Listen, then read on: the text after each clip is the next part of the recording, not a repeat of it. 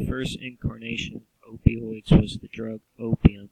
Opium is a dried latex-type substance that is produced from the poppy plant. It was first used in approximately 3400 BC for recreational use as a crude anesthetic. Opium became a major global commodity for several thousand years afterwards. Opium became obsolete in the early 1800s after it was synthesized into the drug morphine. Morphine is approximately 2 times as powerful as opium and is still commonly used as a painkiller by hospitals today. After the American Civil War, the addictive qualities of morphine was first observed, as returning American soldiers became dependent on the drug. Scientists attempted to make a less addictive form of morphine in the late 1800s, but instead they produced heroin. Heroin is over 4 times as strong as morphine and 8 times stronger than opium. Heroin proved itself to be popular as a street-level drug due to its potency and because of how cheap it is. The latest opioid to be developed is fentanyl, which is 200 times as potent as opium.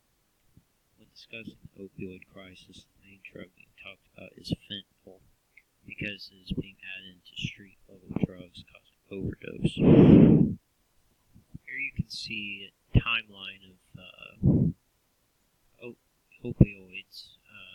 Starting with the poppy flower, it has no addictive qualities or basically it won't affect you in any way. Then you have opium itself, which is smoked. It's a fairly minor drug, but it does have addictive qualities. In the early 1800s, they synthesized it into morphine, which is about 2 times as strong as opium, and it's a synthetic drug. It's not a naturally occurring substance like opium. And then morphine was produced into heroin, which is pretty famous as a street grade drug. It's not used in a medical sense. And then, of course, you have fentanyl, which is 200 times as strong as opium, and only about 2 milligrams is enough to be fatal to most people, which is less than the size of a period.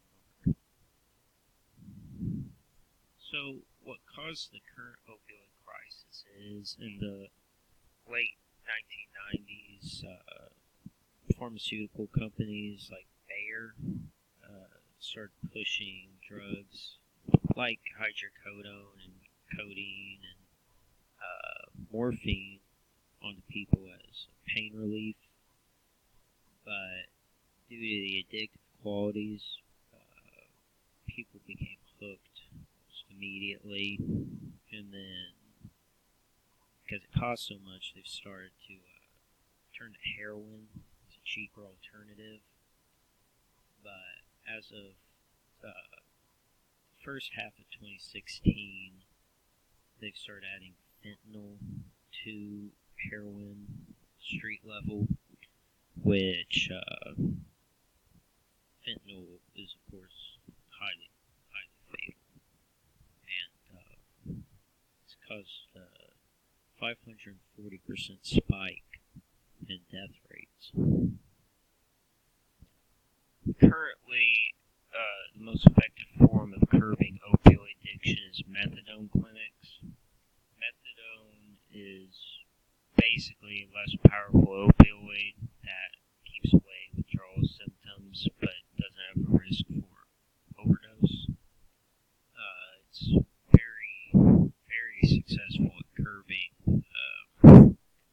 opioid addiction, and it's a safe place for addicts to seek treatments. There's no risk of fentanyl contamination like from street grade drugs. So if methadone's so successful, then why isn't it used more often? That's where it's kind of a tricky subject, because if it's successful at curbing addiction, then everyone should be available to methadone treatment, but addicts usually cannot pay for it themselves, which is why they use heroin in the first place. It's so cheap. The methadone does tend to be more expensive. So the government is the one who's going to foot the bill on that. So you have the Republican Party who believes that they shouldn't have to pay for an addicted person's treatment because they say it's their fault, so they're liable. Democrats, on the other hand, think everybody should get health care, including addicts, and the government should pay for medical clinics. And they push the blame more on the drug manufacturers who produce the drugs and then were pretty much responsible for the opioid crisis. So, there's not a bipartisan solution. Republicans and Democrats aren't really ever going to agree on health care. So, basically, Democrats will have to take hold of, listen in the House, pass bills that will pay for that sort of stuff. All that's really shared between the two parties is the opioid crisis itself. That's the only common ground between them. They disagree on, what causes it. Is it drug manufacturers? Is it the addicts? They disagree on how you're going to pay for it.